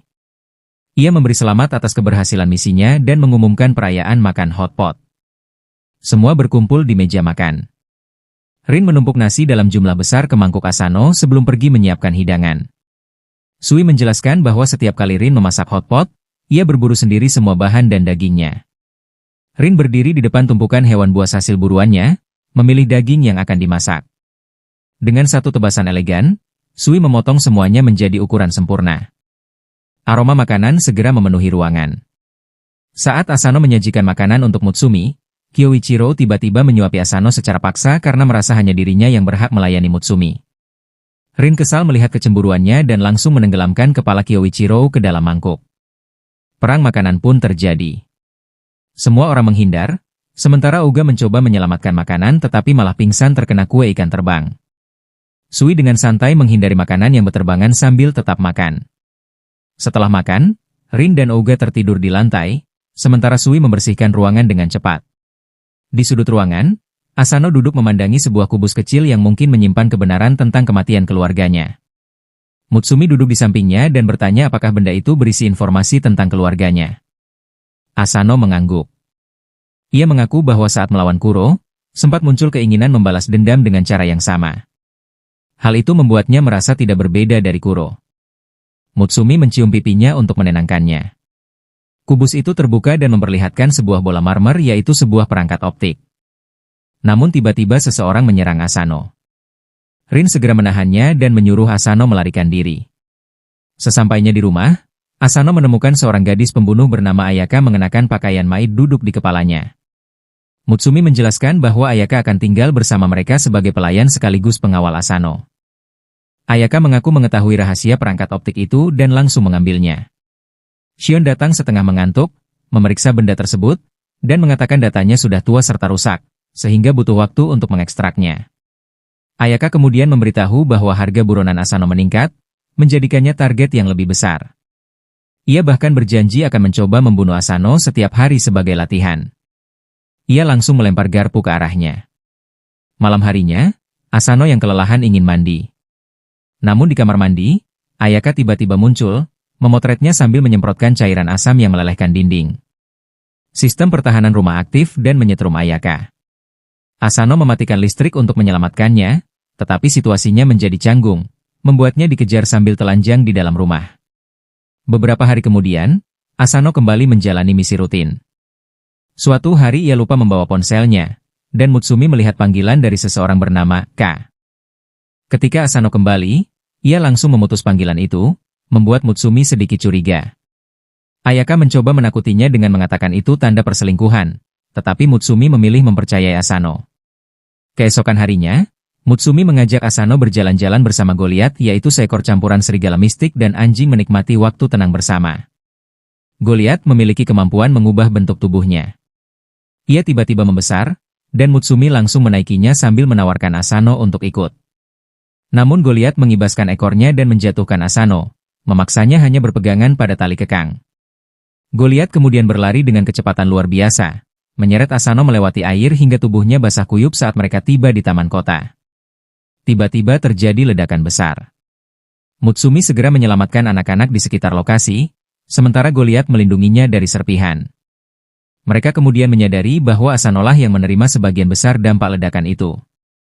Mutsumi pun marah. Goliath melacak aroma detonator dan membawa mereka ke sebuah ruang bawah tanah, tempat pelaku akhirnya dilumpuhkan oleh Goliath. Malam harinya, Asano menerima panggilan darurat dan segera pulang. Mutsumi dan Goliath menyusul, kali ini Goliath mengizinkan Asano menungganginya. Sesampainya di rumah, Ayaka langsung menuduh Asano berselingkuh. Namun dua mata-mata pemerintah datang dan meluruskan kesalahpahaman tersebut. Mereka menjelaskan bahwa Koru yang dimaksud sebenarnya seorang pria tua, lalu menunjukkan daun teh langka yang berhasil diperoleh Asano. Kyoichiro tersentuh oleh usaha Asano hingga hampir tersedak karena malu. Mereka kemudian duduk bersama menikmati teh sambil membicarakan rencana masa depan keluarga Okura. Beberapa hari kemudian, Futaba melatih refleks Asano dengan menembakkan bola bisbol menggunakan senjata khusus. Asano kesulitan menghindari semuanya dan pulang dalam keadaan sangat kelelahan. Di rumah, ia menemukan Mutsumi sedang melihat album foto lama. Foto-foto itu memperlihatkan semua anggota keluarga saat masih jauh lebih muda. Mutsumi menjelaskan bahwa foto tersebut diambil untuk merayakan Nanao yang lulus ujian lisensi mata-mata. Futaba menambahkan bahwa mengambil foto keluarga adalah tradisi setiap kali seseorang mendapatkan lisensi mata-mata. Asano penasaran dan bertanya tentang lisensi tersebut. Mutsumi dan Futaba menjelaskan bahwa lisensi mata-mata adalah kartu keanggotaan resmi dari Asosiasi Mata-Mata, organisasi yang didirikan pada awal abad ke-20 untuk mendukung para mata-mata. Asosiasi itu mengadakan ujian tahunan. Mereka yang lulus akan memperoleh lisensi dengan berbagai keuntungan, seperti akses informasi rahasia dan rekomendasi pekerjaan. Semua peserta memulai dari peringkat perunggu, lalu naik melalui ujian berikutnya. Semakin tinggi peringkat, semakin berbahaya misinya, namun hadiahnya juga lebih besar. Futaba menunjukkan lisensi emas miliknya, yaitu peringkat tertinggi. Asano tertarik, dan menyatakan ingin mengikuti ujian tersebut. Futaba menyemangatinya, Tetapi Kyoichiro mengingatkan bahwa semua anggota keluarga selalu lulus pada percobaan pertama. Baginya, kegagalan bukan pilihan. Percakapan mereka terhenti oleh teriakan Ayaka dari kamar Shion. Saat semua bergegas masuk, mereka menemukan Ayaka menangis sambil meminta maaf. Shion menjelaskan bahwa Ayaka tanpa sengaja menyebabkan glitch saat ia sedang mengerjakan program komputer. Tiba-tiba layar raksasa menampilkan adegan film horor. Asano kaget, tetapi Mutsumi dan Shion segera menyadari masalah sebenarnya bahwa Futaba ketakutan setengah mati. Ternyata Futaba sangat takut hantu karena kekuatannya tidak bekerja pada makhluk supernatural. Ia bahkan pernah menghancurkan rumah berhantu karena panik. Mutsumi menenangkannya, tetapi Futaba tetap gelisah sepanjang hari bahkan sampai memanjat kepala Mutsumi setiap kali mendengar suara kecil. Shion sengaja menyebut aktivitas paranormal di rumah, membuat Futaba semakin ketakutan hingga hampir menarik rambut Mutsumi. Sepanjang hari, Futaba terus menempel pada Mutsumi. Ia bahkan meminta Shion menemaninya ke kamar mandi.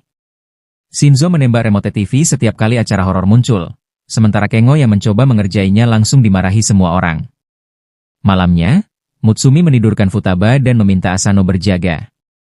Mutsumi membacakan dongeng favorit Futaba, adaptasi modern cerita rakyat Jepang, tetapi ia tertidur di tengah cerita.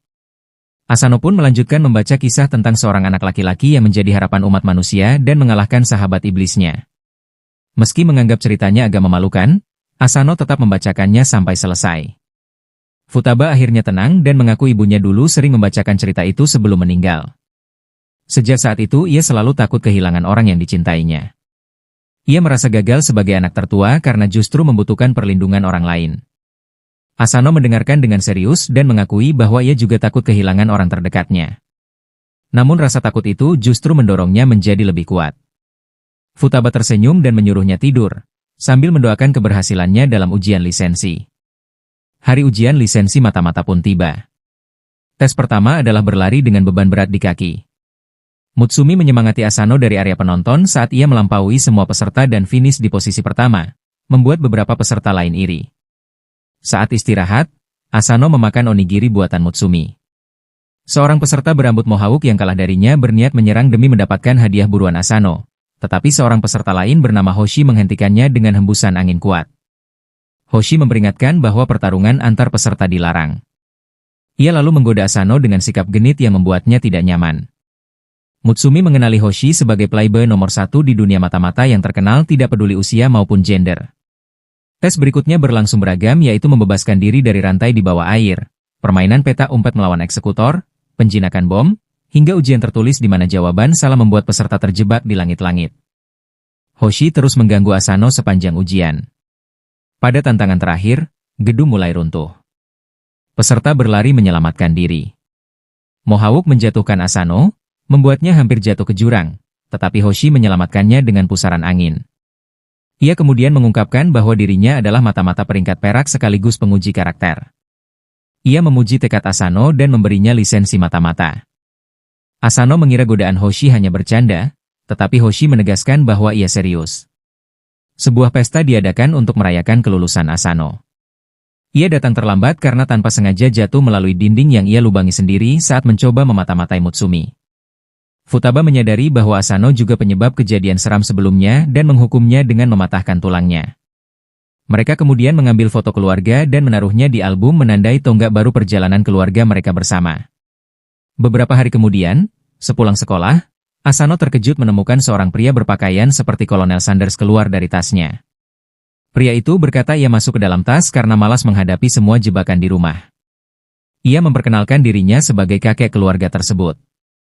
Secara refleks, Asano langsung menembakinya, tetapi Mutsumi menghentikannya dan memperkenalkan pria itu sebagai kakek Ban. Kakek Ban yang genit langsung mencoba menggoda Ayaka sebelum memberi Mutsumi uang sebagai hadiah pernikahan. Setelah itu, ia mengajak Asano pergi bersama agar mereka bisa saling mengenal lebih dekat. Sebelum Ban sempat melarikan diri, seseorang muncul dan langsung menjebaknya dengan kawat, lalu mengurungnya. Ia memerintahkan Ban untuk segera kembali ke penjara. Asano terlihat terkejut, tetapi Ban dengan santai menjelaskan bahwa dirinya memang ditempatkan di penjara sebagai bagian dari misinya, dan ia akan kembali nanti. Pria itu memperingatkan Ban agar mengikuti perintah jika tidak ingin terluka. Namun Ban justru menantangnya. Dengan mudah ia melepaskan diri dari kawat tersebut, lalu melemparkan bom asap dan kabur bersama Asano. Tak lama, Asano menerima panggilan. Ia diberitahu bahwa Ban adalah mata-mata kelas atas, ahli dalam menyusup dan melarikan diri dari fasilitas rahasia. Sayangnya, ia juga dikenal sebagai penggoda besar yang sering membocorkan informasi rahasia kepada wanita hanya untuk menarik perhatian mereka. Asano diperintahkan untuk menghajar Ban jika perlu, selama ia tetap bisa mengendalikannya. Asano merasa tidak nyaman ketika menyadari Ban telah membawanya ke sebuah bar, tempat pria tua itu dikelilingi banyak wanita. Ban hampir saja membocorkan informasi rahasia ketika Asano segera bertindak untuk menghentikannya. Namun Ban terlalu gesit dan berhasil kabur. Untungnya, Asano sudah mengantisipasi hal itu dan menggunakan lem khusus untuk menempelkan Ban ke kursi. Ban sama sekali tidak peduli. Ia malah melompat keluar dari pakaiannya dan menantang Asano untuk menangkapnya. Meski Asano menggunakan berbagai teknik terbaiknya, ia tetap gagal mengejar pria tua itu. Akhirnya Ban menawarkan minuman, tetapi Asano menolak karena masih di bawah umur. Ban mengejeknya sebagai pria pengecut yang tidak berani mengambil risiko dalam hidup. Ia kemudian mulai bercerita tentang cinta sejatinya kepada nenek keluarga Yozakura bernama Kiko. Menurutnya, Kiko telah memberinya kehidupan baru, dan ia mencintainya lebih dari apapun. Asano mulai putus asa memikirkan cara membawa pria ini kembali ke penjara. Tiba-tiba, seorang wanita tua berambut biru datang mendekat. Dengan tenang, ia memasangkan borgol peledak khusus di tangan Ban. Ban menoleh kaget dan menyadari bahwa wanita itu adalah istrinya sendiri Kiko. Ban langsung memeluknya erat, sementara Kiko dengan tegas menyuruhnya kembali menjalankan misinya di penjara. Kemudian, Mutsumi datang dan mengatakan kepada Asano bahwa ia sudah yakin neneknya mampu menangani Ban. Setelah itu, Mutsumi dan Asano pulang, sementara Kiko mengizinkan Ban menghabiskan 1 hari bersamanya. Beberapa hari kemudian, keluarga Yozakura pergi ke pusat perbelanjaan untuk membeli kebutuhan. Asano segera menyadari bahwa mal tersebut sebenarnya dirancang untuk melayani dunia bawah tanah. Mutsumi dengan santai membeli granat dari mesin penjual otomatis dan amunisi dari toko boba, sementara anggota keluarga lain membeli berbagai perlengkapan dan mainan. Setelah membeli kemeja anti peluru, Asano bertemu seorang gadis kecil yang tersesat. Gadis itu mengatakan bahwa beberapa pria membawa ayahnya ke ruang bawah tanah secara paksa. Mutsumi tampaknya tahu lokasi itu. Ia memasukkan kode pada lift rahasia yang membawa mereka ke pasar gelap bawah tanah yang berbahaya. Di gang kumuh, mereka menemukan ayah gadis itu sedang disiksa seorang gangster yang menuntut uang dan mengancam keluarganya. Asano segera melumpuhkannya dengan pistol setrum. Namun tindakan itu justru menarik perhatian semua orang. Para kriminal mengenali Mutsumi dan Asano, lalu berniat merebut hadiah buronan sebesar $500,000 atas kepala Asano. Tiba-tiba Kyoichiro muncul dan dengan tenang mengalahkan para penjahat menggunakan kawatnya. Kemudian, lebih banyak gangster datang tetapi seluruh keluarga Yozakura ikut turun tangan. Pertarungan berubah menjadi seperti permainan bagi mereka. Musuh dihancurkan bersama seluruh ruang bawah tanah mal yang mulai runtuh. Meski begitu, mereka tetap pulang setelah hari belanja yang menyenangkan. Suatu pagi, Asano bermimpi tentang masa lalunya. Keluarganya dulu merencanakan perjalanan berkemah, tetapi hujan menggagalkan rencana itu. Ia bermain game bersama adiknya, sementara ibunya menyuruhnya menyalurkan energinya ke belajar atau olahraga. Mereka tertawa bersama sampai tragedi terjadi. Keluarganya tewas dalam kecelakaan mobil. Mimpi itu berakhir di pemakaman mereka, membuat Asano terbangun dengan tubuh gemetar dan berkeringat. Kemudian Shion mengungkap bahwa perangkat memori optik yang diberikan Kuro berisi daftar tamu resepsi pernikahan keluarga Yozakura, yaitu tepatnya pernikahan kepala keluarga ke-9, orang tua Mutsumi. Sebagian besar tamu adalah warga sipil, menandakan acara itu bersifat publik. Namun Shion terkejut menemukan nama orang tua Asano dalam daftar tersebut. Hal itu menunjukkan kemungkinan hubungan antara keluarga Asano dan keluarga Yozakura bahkan sebelum ia lahir. Asano menerima informasi itu dengan tenang. Ia teringat kata-kata Kuro tentang kelangsungan hidupnya dalam kecelakaan yang tidak wajar. Sebaliknya, Mutsumi sangat terguncang. Ia menangis dan takut menatap Asano, khawatir keluarganya meninggal karena keterkaitan dengan keluarga Yozakura. Asano menggenggam tangannya dan memintanya tidak mengambil kesimpulan terlalu cepat. Mereka harus mencari kebenaran terlebih dahulu. Mutsumi akhirnya tenang, sementara Shion dengan nada cemburu menyuruh mereka mencari tempat lain untuk bermesraan. Asano kemudian meminta bantuan Shion untuk menyelidiki masa lalu orang tuanya. Shion berpura-pura kesal, menusuk pipinya, dan berkata agar ia tidak bersikap seperti orang asing. Shion menyusun rencana untuk menyelidiki dunia bawah tanah. Ia mengirim Asano ke Library of the Dead, organisasi rahasia yang mengumpulkan informasi tentang orang yang menghilang tanpa jejak. Mengikuti instruksinya, Asano turun melalui gorong-gorong menuju perpustakaan tersebut. Di dalamnya, orang membaca dokumen rahasia dengan sunyi. Seorang pria yang tertawa keras langsung dibungkam oleh pustakawan bernama Mechan, mata-mata peringkat perak yang sangat membenci suara bising. Shion memperingatkan Asano agar tetap diam karena Mechan akan menghukum siapapun yang membuat suara. Pendengaran Mechan sangat tajam hingga Shion menurunkan volume earbud Asano seminimal mungkin. Saat mencari data, Asano hampir menjatuhkan buku, tetapi berhasil menangkapnya tepat waktu. Akhirnya ia menemukan berkas tentang ayahnya meski tidak ada informasi baru. Namun ia melihat lubang tersembunyi pada buku yang cocok dengan perangkat memori optik. Saat dimasukkan, isi buku berubah, menampilkan foto keluarganya dengan nama yang dicoret dan satu kata tertulis tebal yaitu Tampopo.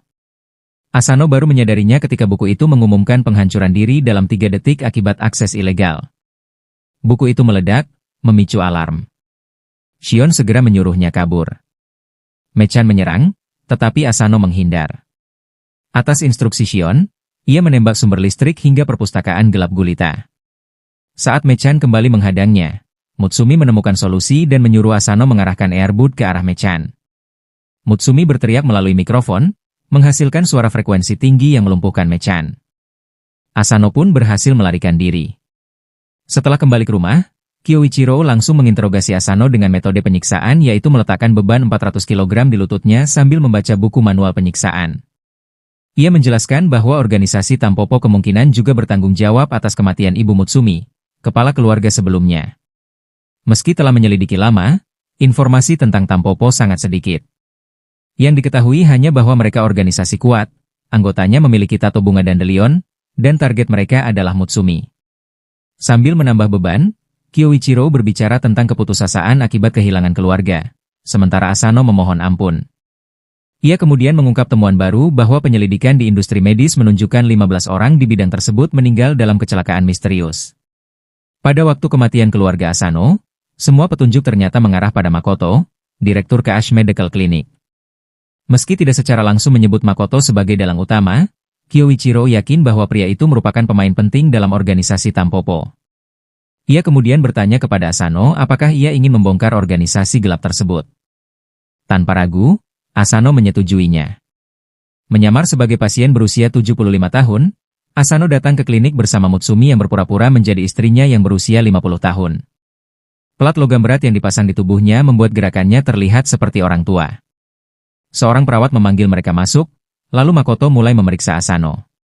Makoto memuji kondisi kesehatan Asano yang sangat baik, bahkan memperhatikan bahwa giginya masih sempurna. Sikap Makoto terlihat tulus, membuat Asano sendiri mulai ragu apakah pria ini seseorang yang patut dicurigai. Kemudian Asano dirawat di ranjang rumah sakit sebagai bagian dari penyamaran. Mutsumi menyuapinya makanan sambil berkata bahwa ia berharap masa tua mereka nanti akan damai, tanpa ancaman pembunuhan atau dunia mata-mata. Asano menyetujui harapan itu dan mengatakan ia ingin Mutsumi hidup lebih lama darinya, karena ia tidak bisa membayangkan hidup tanpanya. Mutsumi terus memainkan peran mereka dengan penuh kehangatan. Malam harinya, Asano menyelinap ke kantor Makoto dan mengakses komputernya. Ia menemukan banyak kejanggalan yaitu folder kosong, perlindungan kata sandi berlapis, serta kunci sidik jari. Dengan program yang diberikan Shion, ia berhasil membuka file tersembunyi yang berkaitan dengan Tampopo. Isi file itu mengungkap rahasia besar keluarga Yozakura. Dalam darah mereka terdapat protein khusus bernama summoning, yang meningkatkan kemampuan fisik sekaligus berfungsi sebagai doping berperforma tinggi. Karena protein itu tidak dapat diproduksi secara buatan, Tampopo menargetkan jantung Mutsumi sebagai sumber pasokan permanen. Asano terkejut. Saat itu juga, Makoto masuk ruangan dan langsung menyerangnya. Ia merobek penyamaran Asano dan mengaku tidak menyangka Asano selamat dari kecelakaan masa lalu. Asano menuduhnya membunuh orang tuanya serta ibu Mutsumi, tetapi Makoto hanya menganggapnya hal sepele.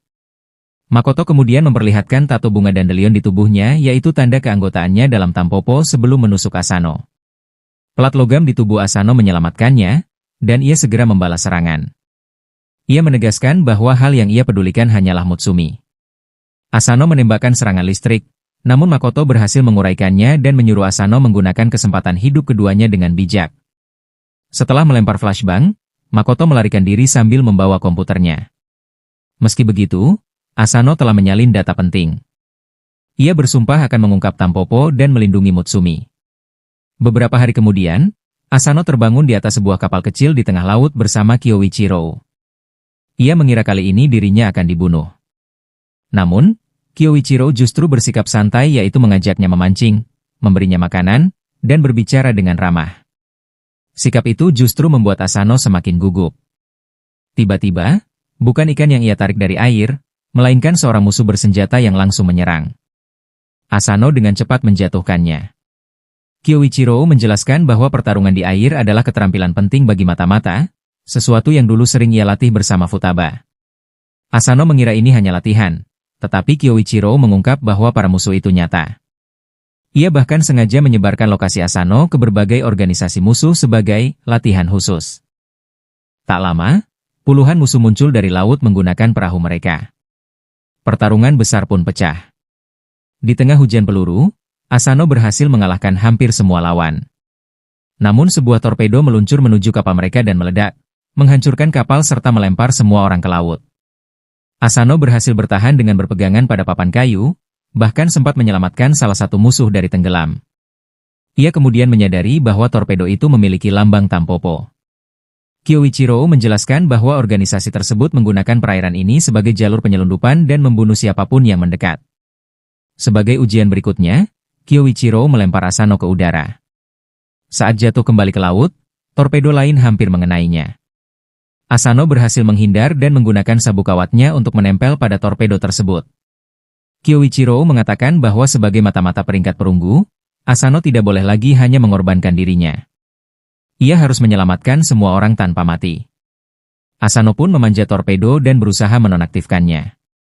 Dengan tenang dan penuh konsentrasi, ia akhirnya berhasil menghentikannya tepat sebelum mengenai sasaran. Kapal selam Tampopo yang mengendalikan torpedo terkejut dan menembakkan satu lagi.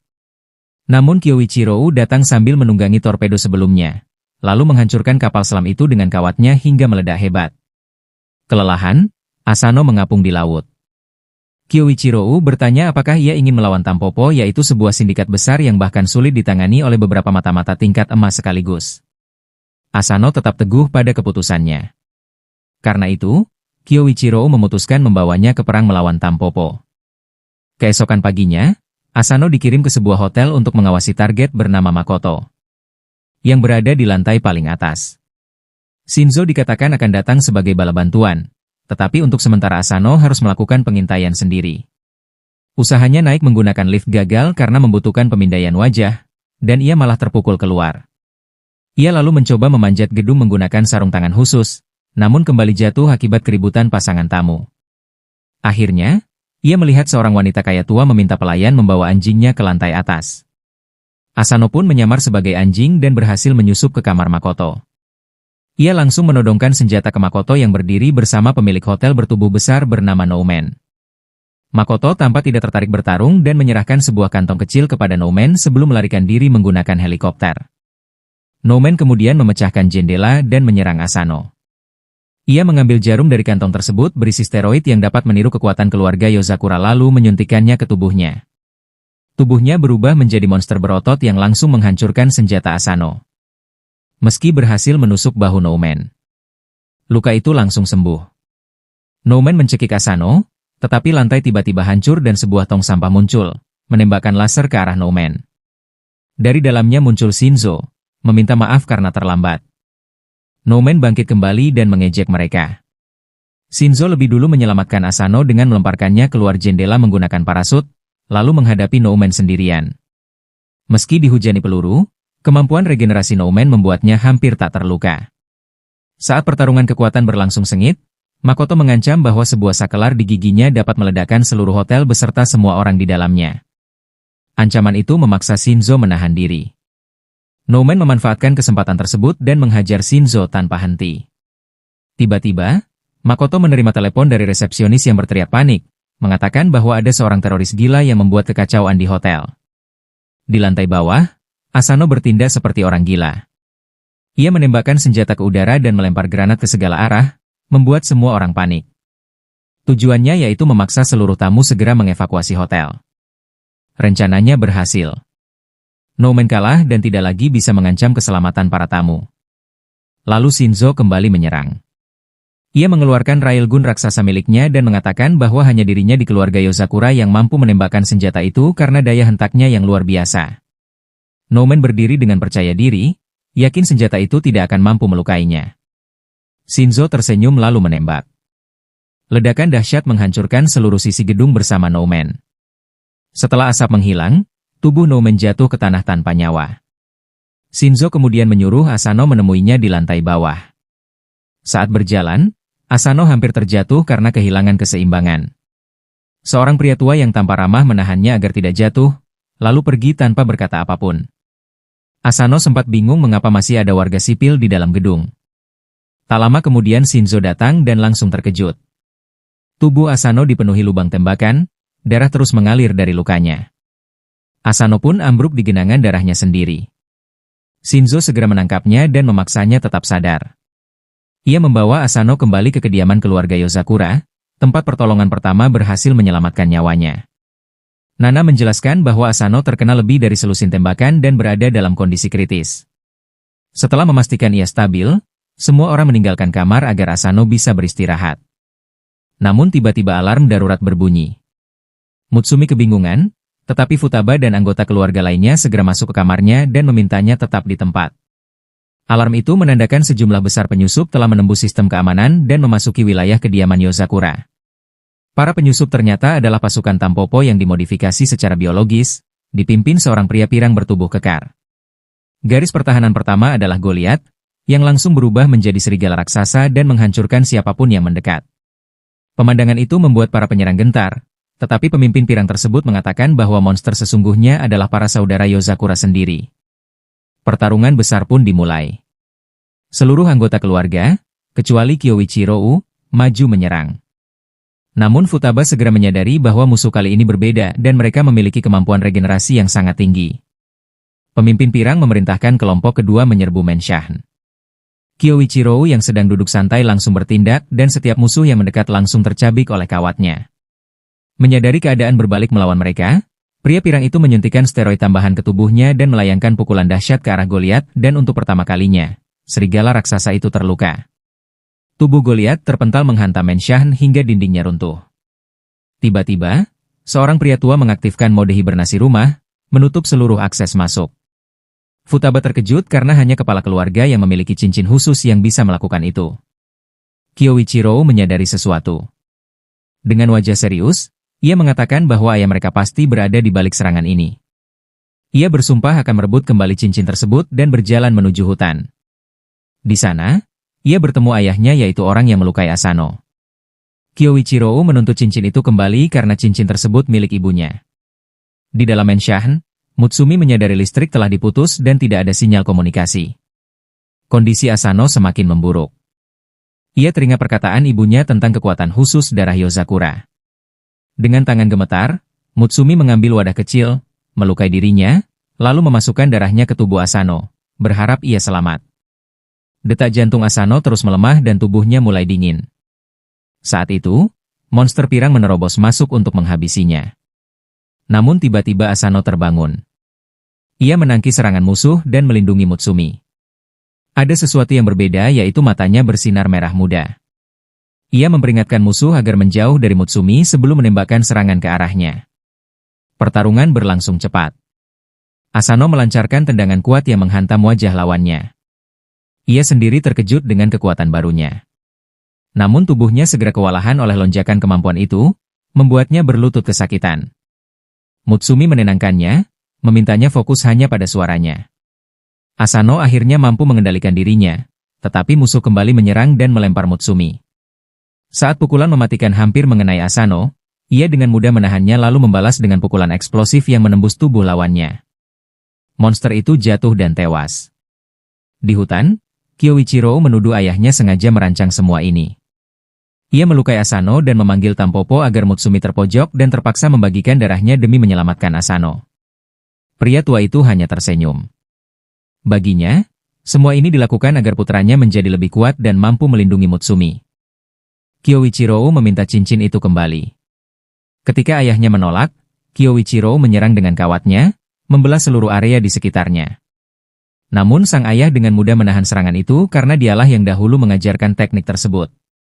Meski begitu, Kyoichiro berhasil memutar lengannya hingga cincin itu terlepas. Sang ayah kemudian menghilang. Kembali di Menshan, Mutsumi memeluk Asano dengan lega. Shion menelepon memastikan keadaan mereka, lalu memberitahu anggota keluarga lain bahwa Mutsumi aman. Pertempuran pun berakhir cepat. Ken menyamar sebagai Mutsumi untuk memancing semua musuh, karena target utama mereka adalah kepala keluarga. Para penyerang justru diarahkan ke Nanao, yang menghantam tanah hingga membentuk kawah dan menjebak mereka. Shinzo kemudian mengurung mereka menggunakan teknologi khusus, sementara Futaba memutar bola raksasa itu dan melemparkannya jauh ke udara, mengakhiri pertempuran. Namun kondisi Asano belum stabil. Ia mulai kehilangan kendali akibat pengaruh darah Yozakura. Semua orang berusaha menahannya, tetapi ia melepaskan diri dengan mudah. Kyoichiro datang dan menjelaskan bahwa darah Yozakura terlalu kuat bagi manusia biasa dan dapat membuat penggunanya kehilangan diri. Ia lalu menjebak Asano dengan kawatnya, memasangkan headphone besar di kepalanya, dan meminta Mutsumi bernyanyi. Mutsumi pun bernyanyi dengan sepenuh hati hingga akhirnya Asano pingsan. Saat terbangun, ia tidak mengingat apapun. Asano beristirahat selama seminggu penuh sebelum memutuskan kembali ke sekolah agar tidak menimbulkan kecurigaan. Tubuhnya masih sakit, sehingga Mutsumi mengirim Nanao menemaninya. Nanao menggunakan serum khusus untuk menstabilkan gen mutasinya, membuatnya kembali terlihat seperti remaja biasa. Di perjalanan, Nanao menjelaskan bahwa wujud manusianya tidak stabil dan ia harus rutin menggunakan obat agar gennya tidak mengamuk. Sesampainya di sekolah, Nanao langsung disambut teman sekelas yang mengira ia adalah siswa lemah yang sering belajar dari rumah karena sakit. Kemudian, pada hari itu, saat Asano berjalan bersama teman-temannya, Asano menerima panggilan dari Nanao yang memintanya segera datang ke laboratorium biologi. Tanpa membuang waktu, Asano langsung berlari ke sana. Sesampainya di lab, ia menemukan Nanao tergeletak di lantai. Tubuh Nanao kejang tak terkendali, sementara tumor mulai bermunculan di sepanjang lengannya. Asano segera menyuntikkan obat penenang, yang perlahan menstabilkan kondisinya. Tiba-tiba, teman sekelas Nanao masuk. Gadis bernama Kisato itu tampak hanya peduli pada hewan-hewan di ruangan dan sama sekali mengabaikan Asano. Ia memeriksa suhu tubuh Nanao, memastikan keadaannya baik-baik saja, lalu pergi. Setelah mereka sendirian, Nanao mengeluarkan sekotak syringe berisi serum khusus. Ia menjelaskan bahwa obat itu dapat menstabilkan gennya secara permanen. Namun konsekuensinya, ia akan kembali ke wujud tubuh raksasanya dan tidak akan pernah bisa kembali menjalani kehidupan sekolah normal. Nanao meminta maaf karena telah merepotkan Asano dan bersiap menyuntikkan serum tersebut. Namun Asano menghentikannya. Menurut Asano, Nanao juga berhak menikmati kehidupan sekolah seperti orang lain. Ia berjanji akan menutupinya dan mengawasi kondisinya sepanjang hari. Mendengar itu, Nanao meneteskan air mata dan akhirnya setuju kembali ke kelas. Namun saat pelajaran berlangsung, gen Nanao kembali tidak stabil. Sisi kanan seragamnya tiba-tiba meledak karena perubahan tubuhnya. Untungnya Asano sigap menembakkan antidot, membuat tubuh Nanao kembali normal sebelum orang lain memahami apa yang terjadi. Guru hanya kebingungan melihat kekacauan itu, sementara Asano terus menutupi situasi sepanjang hari agar Nanao bisa menikmati sekolah dengan tenang. Sementara itu, di laboratorium biologi, ular peliharaan milik Kisato menemukan kapsul obat Nanao yang terjatuh. Mengira itu telur, ular tersebut menelannya. Akibatnya, mutasi besar terjadi. Ular itu berubah menjadi monster raksasa. Asano dan Nanao sama sekali tidak menyadarinya. Mereka sedang bersantai di atap sekolah melakukan akupuntur ketika melihat banyak hewan berjalan bebas di halaman. Mereka segera berlari turun dan menemukan seluruh hewan laboratorium telah kabur, sementara Kisato tergeletak pingsan. Nanao segera menolongnya hingga sadar. Namun Kisato tidak peduli pada dirinya sendiri dan ia hanya khawatir pada ular peliharaannya lalu langsung berlari mencarinya. Asano meminta Nanao mengejar gadis itu, sementara ia menangani hewan lain. Nanao pun berlari mengikuti Kisato hingga ke ruang boiler di bawah sekolah, tempat hangat yang biasanya disukai ular. Benar saja, ular raksasa itu menyerang dari belakang. Nanao berhasil mendorong Kisato menjauh dan menyelamatkannya. Ia menyadari mutasi tersebut terjadi karena obat miliknya. Menerima konsekuensinya, Nanao berjalan mendekati ular itu, siap mengorbankan masa sekolahnya. Saat ular itu menggigitnya, Nanao menggunakan lengannya untuk menyerap efek obat dari tubuh ular tersebut. Perlahan, mutasi itu menghilang dan ular kembali normal. Kisato terkejut melihat semuanya. Namun sebelum ia sempat bertanya, Nanao sudah menghilang. Asano menemukan Nanao di atap sekolah. Tubuh Nanao kembali kehilangan kendali. Ia hampir menyuntikkan serum permanen, tetapi Asano menghentikannya sekali lagi. Asano kemudian menceritakan bahwa ia pernah memiliki adik laki-laki yang meninggal dalam kecelakaan.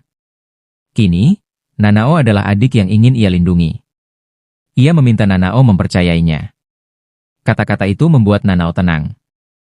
Tubuhnya perlahan stabil tanpa perlu serum. Tak lama, Kisato muncul sambil membawa hewannya. Ia tidak peduli pada kejadian sebelumnya dan malah mengajak Asano bergabung dengan klub biologi. Asano mencoba menolak, tetapi Kisato langsung menyeretnya untuk mengisi formulir pendaftaran. Beberapa minggu berlalu. Meski Shinzo dan Shion telah dikerahkan untuk melacak organisasi Tampopo, mereka hampir tidak menemukan petunjuk berarti. Ouga dan Sui bahkan mencoba menyusup ke markas Tampopo untuk mencari Makoto. Tetapi hanya menemukan penjaga biasa dan sebuah bom besar yang hampir menewaskan mereka. Sementara itu, Asano tampaknya berada di jalur yang benar. Ia menyusup ke sebuah kereta mewah dengan menyamar sebagai staf. Ia bekerja dengan sangat serius yaitu melayani pelanggan, memperbaiki pelayanan makanan, dan membersihkan gerbong hingga berkilau. Saat beristirahat, ia memikirkan satu hal yaitu keberadaan Makoto, ayah Mutsumi, yang seharusnya telah mati namun ternyata masih hidup. Ketika bangkit, pistol pemberian Shinzo terjatuh tanpa ia sadari.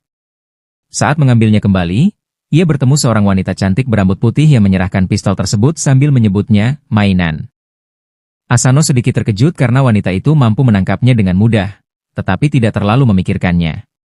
Kemudian, seorang penumpang wanita mengeluh tentang asap yang membuatnya pusing.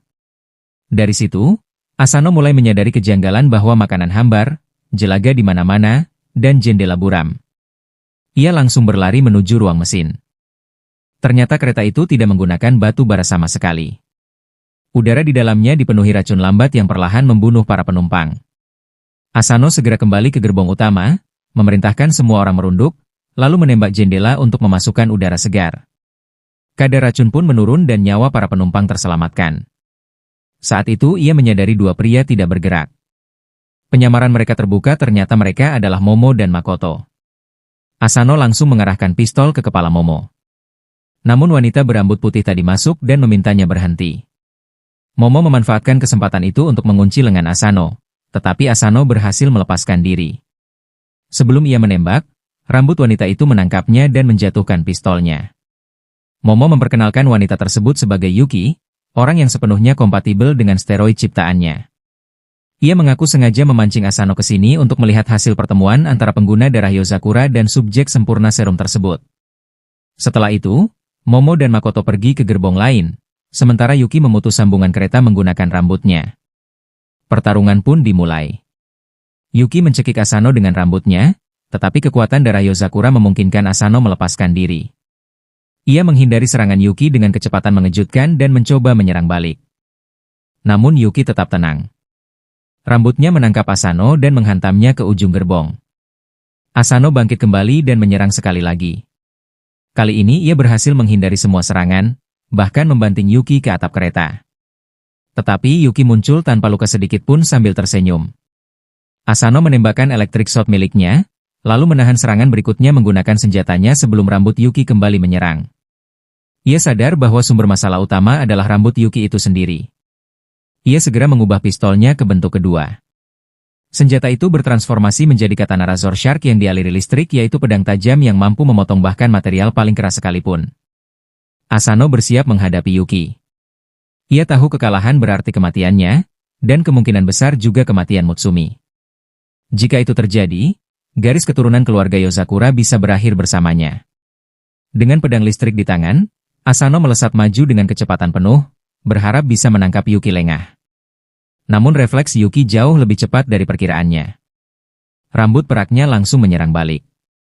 Asano mencoba memotong seluruh rambut itu sekaligus, berniat mengakhiri pertarungan dengan satu serangan.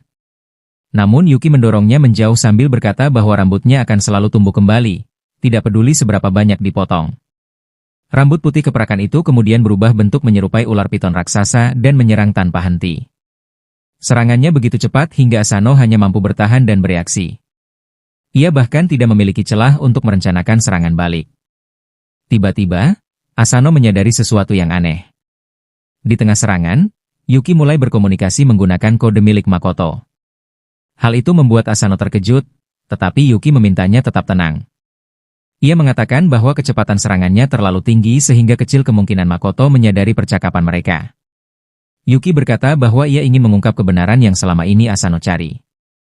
Asano membeku saat Yuki mengatakan satu hal yang menghancurkan segalanya, bahwa dialah penyebab kematian orang tua Asano. Asano terkejut dan langsung menebas rambut di sekelilingnya dan mundur. Ia hampir tidak percaya dengan apa yang baru saja didengarnya. Yuki kemudian mulai bercerita. Dulu, ia adalah pasien kanker yang menghabiskan hidupnya di rumah sakit, selalu menunggu hari kematiannya. Orang tua Asano bekerja di sana sebagai tenaga medis. Mereka selalu memperlakukannya dengan lembut, berbicara dengannya seperti keluarga, bahkan mengingat hari ulang tahunnya. Pada suatu hari, mereka memberinya anting bunga matahari dan berkata bahwa ia pasti akan sembuh dan segera bisa meninggalkan rumah sakit. Yuki ingin mempercayai kata-kata itu. Mereka tidak pernah memperlakukannya seperti pasien biasa, melainkan seperti anak sendiri. Perlahan, kondisinya membaik. Ia akhirnya sembuh dan bisa menjalani kehidupan normal dan melakukan hal yang dulu hanya bisa ia impikan. Namun semua itu ternyata kebohongan. Suatu hari, Makoto memanggilnya ke ruang pribadinya dan memperlihatkan ratusan mayat pasien yang telah membusuk.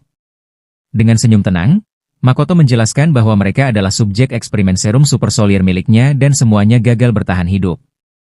Anehnya, darah kanker Yuki justru memberinya kekebalan terhadap serum tersebut dan membuatnya bertahan.